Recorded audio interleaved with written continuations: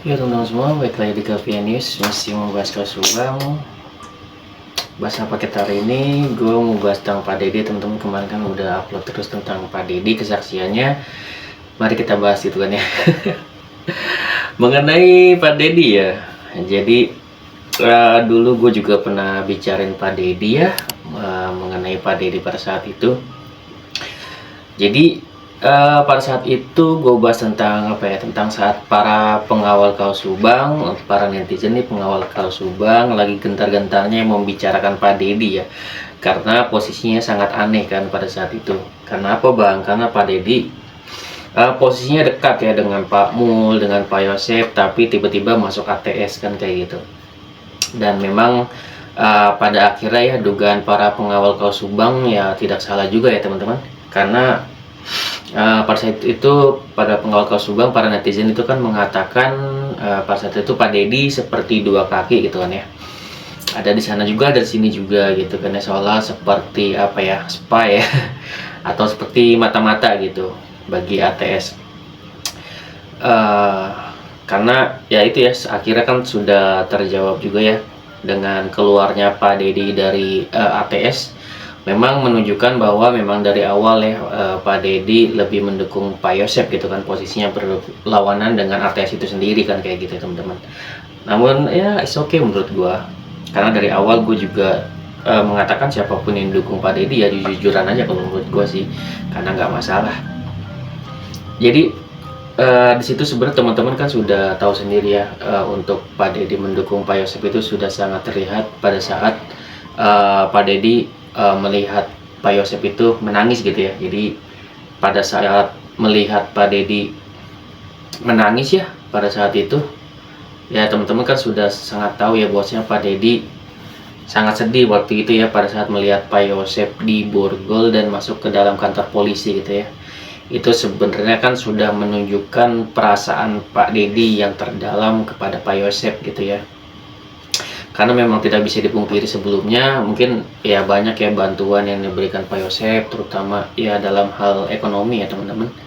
Bahkan yang hanya ngojek kemudian dijadikan bendahara itu kan sangat luar biasa.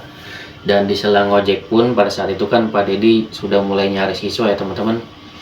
Dan memang Pak Deddy waktu Pak Deddy ngojek pun Pak Yosep ya memiliki hubungan yang baik ya sama Pak Deddy. Jadi ya terlepas dari kasus ini memang Pak Deddy dan Pak Yosep memiliki hubungan yang baik intinya ya. Keduanya memiliki hubungan yang baik. Kemudian di sini Pak Deddy bekerja dengan Pak Yosep gitu kan ya. Dimulai dari mencari siswa sampai dijadikan bendahara. Yang gue inget ya pada saat itu kan Danu ingin diangkat menjadi bendahara ya teman-teman. Itu memang sudah agak keanehan ya teman-teman, keanehan Pak Yosep. Namun pada saat itu Yoris kan gak setuju, akhirnya Pak Deddy yang diangkat gitu kan ya. Masih ada opsi kedua yang dipercaya oleh Pak Yosep, yaitu adalah Pak Deddy ya teman-teman. Jadi kepercayaan kepada Pak Deddy ya sangat bagus ya, karena memang Pak Deddy sampai sekarang juga tetap teguh ya untuk membela Pak Yosep.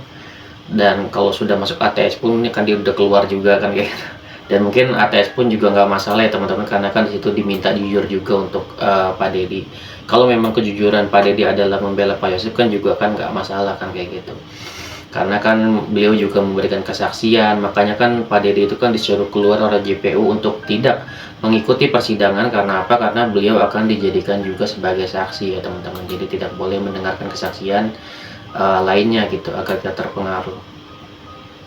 Jadi pada saat santer ya para netizen pengawal kaos Subang itu membahas Pak Deddy ya, gue juga mengatakan sebenarnya apa ya, nanti pada akhirnya akan terlihat ya bagaimana posisi Pak Deddy, nanti akan pernyataannya di akhirnya gitu kan ya. Jadi kalau untuk saat itu sih memang gue hanya berpikir apa ya, Pak Deddy itu kebutuhannya hanya untuk membongkar yayasan gitu teman-teman. Dan sesuai kesaksian kemarin pun ya Pak Deddy memang hanya fokus membahas yayasan ya teman-teman.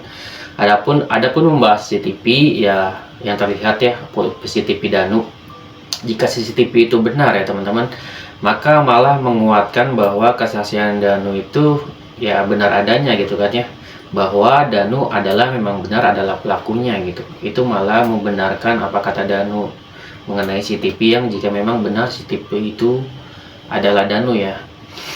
Jadi memang kesaksian Danu diperkuat dengan CCTV yang diakui oleh Pak Dedi bahwa itu adalah ciri-ciri ya dan gestur seorang Danu gitu teman-teman. Dan perlu diingat juga selain itu kesaksian Danu juga diperkuat dengan kesaksian lainnya. Kesaksian-kesaksian lainnya yaitu banyak saksi lain yang melihat tersangka lainnya gitu selain Danu. Jadi itu malah diperkuat lagi gitu kan. Dan memang masuk logika ya jika tidak ada saksi yang melihat Danu pada jam krusial tersebut, karena posisi Danu ada di dalam gitu kan ya, di dalam, berbeda dengan mungkin Pak Yosep dan juga tersangka-tersangka lainnya karena bebas keluar masuk gitu. Oke, balik lagi membicarakan Pak Dedi. Sebenarnya hanya ada satu kejanggalan ya untuk Pak Dedi saat kesaksiannya. Pada saat kesaksiannya itu saat dia bersaksi menyebut salah satunya yang menyebut Opik di satu momen gitu kan ya, dan itu langsung ditegur atau dibentak ya oleh Pak Roman bahwa Pak Dedi jangan sembarangan memberikan kesaksian gitu kan. Opik hanya sebentar bekerja di situ dan tidak tahu apa-apa kenapa disebut namanya itu gitu ya, nggak tahu Pak Dedi keceplosan atau gimana, apa dia di situ Pak Dedi lupa atau gimana gitu kan ya.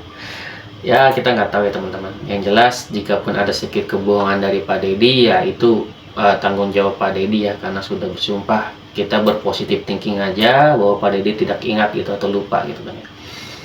Ya apapun itu di sini gue tetap menghargai ya teman-teman setiap saksi yang memberikan kesaksian ya, termasuk Pak Dedi. Untuk membahas perkara atau kasus di sini memang kalau untuk perkaranya di situ lebih ke bahas CCTV Danu ya, sisanya Pak Dedi itu membahas uang dana bos dan juga perilaku buruk Yoris ya di yayasan. Itu lebih ke situ. Uang dana bos yang pertama dicairkan gitu kan, berdasarkan kesaksian Pak Dedi, uang dana bos yang pertama dicairkan dan diberikan kepada Pak Yosep yang senilai 77 juta. Kemudian dicairkan lagi senilai 51 juta diberikan pada Yoris di rumahnya. Itu pada tahun awal kan ya, 2021.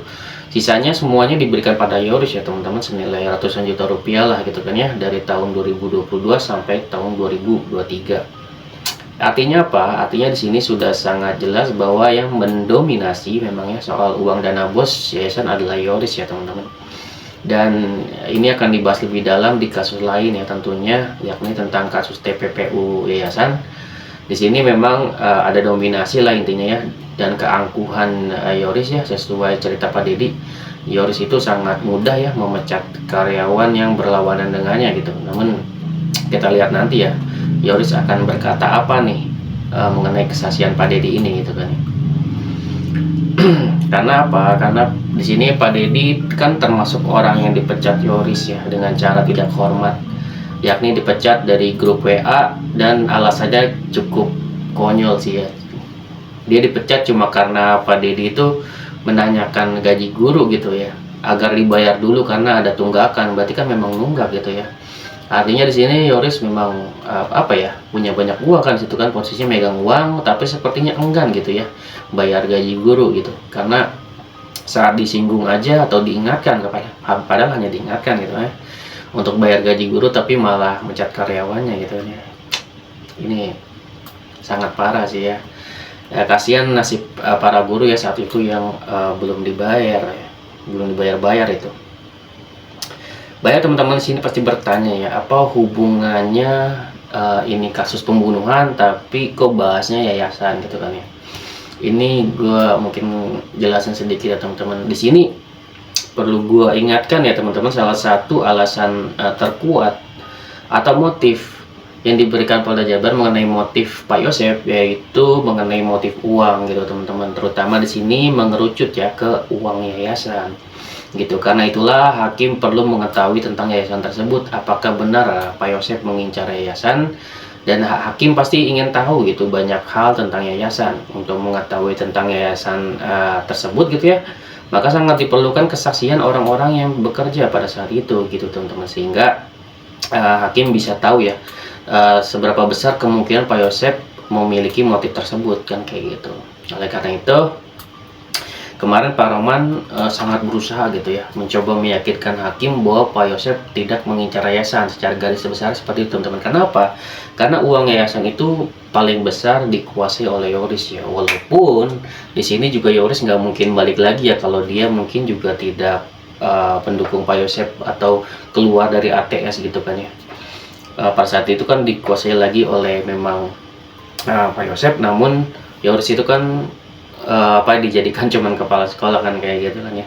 Namun balik lagi memegang yayasan karena Yoris kembali gitu kan ya, tidak menjadi klien Pak Tovan dan menjadi klien Pak Roman. Disitulah Yoris megang lagi gitu kan yayasan tersebut. Pada dasarnya yayasan tersebut memang dikuasai Pak Yosef ya, semenjak Bu Luti dan Amel tidak ada. Dan memang di sini memang keanehannya ya pasti memberikan lagi ke Yoris kan kayak gitu. Namun apakah hakim percaya begitu saja, kan kayak gitu ya pertanyaannya. Ya kalau menurut gue ya tentu saja tidak semudah itu ya teman-teman. Karena kemungkinan Yoris juga nanti akan dipanggil lagi nih untuk konfirmasi kan kayak gitu. Di sini gue ingat ya sesuatu pernyataan Yoris saat dulu kala nih teman-teman ya. Yoris pernah menyatakan bahwa ada orang-orang yang ingin menguasai yayasan. Dia bilang kan pernah kayak gitu. Mungkin teman-teman ada yang pernah mengetahui hal tersebut, mungkin ada yang belum mengetahui. Nah, di sini kemungkinan jika Yoris ditanya hakim ya, harusnya si Yoris bisa jawab hal tersebut ya. Pada saat setelah kejadian siapakah orang-orang ya yang Yoris maksud? Apakah orang itu adalah Bu Mina, Regi, dan Abi gitu kan ya? Ataukah ada kemungkinan lain kan kayak gitu kan selain nama tersebut? Ataukah para guru atau siapa kan kayak gitu? Ya kita tidak tahu ya teman-teman. Kita lihat nanti jika Yoris diminta memberikan kesaksian. Agar di sini hakim itu bisa tahu gitu dan semakin kuat gitu keyakinannya gitu kan ya, apakah benar-benar seberapa besar sih kan kayak gitu kemungkinannya Pak Yosef ini, Bu Mimin, Aregi, dan Abi menjadikan yayasan itu adalah motif utama pembunuhan Ibu Tuti dan Amel kan, itu poinnya kan di situ gitu kan ya. Dan situ kemarin Pak Roman mencoba untuk sebenarnya untuk meyakinkan hakim ya mengenai yayasan tersebut, juga menguatkan hakim bahwasanya Danu memang pelakunya. Kalau Danu pelakunya justru memang malah menguatkan kesaksian Danu sih kalau menurut gua. Tapi kalau untuk yayasan ini bisa juga menguatkan Pak Yosef secara tidak langsung jika menyudutkan Yoris kan, intinya seperti itu teman-teman. Makanya itulah di sini gua memberikan teman-teman apa yang dimaksud Pak Roman meyakinkan hakim mengenai yayasan tersebut, karena di sini masih menyangkut paut dengan motif gitu, motif pembunuhan teman-teman. Makanya dibahas luas juga tentang yayasan, kemungkinan masih akan dibahas lagi. Kita lihat nanti. Mungkin gue juga nggak tahu nih ya kapan OOJ akan juga dibahas gitu kan ya, apakah minggu ini atau enggak. Sepertinya yang gue yakin adalah sepertinya kalau untuk Irland dan yang lainnya mungkin akan menolak apa yang dikatakan Pak Yosef atau mungkin Pak Mul gitu kan tentang semuanya. Kalau misalkan mereka ingin selamat atau gimana gitu ya, kita kan nggak tahu nih kesaksian mereka atau kayak gimana. Justru kita menantikan banget untuk OOJ untuk bisa disidangkan Taryono gitu kan ya, Irland, Karsa gitu kan ya, semuanya harus bertanggung jawab ya teman-teman. Kita tidak tahu apakah yang diserang, yang menyerang gitu kan ya, apakah yang memberikan pernyataan akan diserang balik gitu kan atas pernyataannya ya, asik ya. Kita nantikan ya teman-teman untuk OJ, untuk mungkin Yoris juga, apakah dia bisa berkelit akan pernyataan dari Pak Didi, ataukah ada yang benar atau enggak, apa dia akan membenarkan nanti kan kayak gitu. Ataukah Yoris ada kecurigaan juga lainnya gitu kan ya, kecurigaan dengan papanya atau Bu Minari dan Abi, itu harusnya diungkapkan juga teman-teman. Di sini hakim butuh kepastian untuk dari para saksi gitu kan ya, karena ya hakim ini butuh keyakinan ya teman-teman. Pak Roman sudah sangat baik bekerja untuk meyakinkan hakim. Gimana nanti saksi lain, apakah nanti akan bisa meyakinkan hakim juga bahwasanya Pak Yosef pembunuhnya gitu kan ya, dengan motif yayasan atau sebaliknya gitu. Oke, segitu ya dari gua. Di sini gua masih yakin dengan pernyataan dari JPU itu nih ya. Kalau JPU bilang ada keyakinan minimal gitu kan ya, jika 3340 338 itu keyakinan gue, berarti memang JPU secara logika memiliki bukti yang kuat harusnya gitu teman-teman. Dan itu nggak bakal dibeberkan secara langsung, secara bertahap gitu, seharusnya gitu ya. itulah kita nantikan gitu. Apakah berdasarkan JPU pernyataan tersebut bisa dipertanggungjawabkan gitu kan ya, dan bisa memberikan bukti yang kuat. Itu yang kita nantikan dan terutama gua nantikan juga ya. Oke, segitu dari gua, semoga bermanfaat. Assalamualaikum warahmatullahi wabarakatuh. Sinas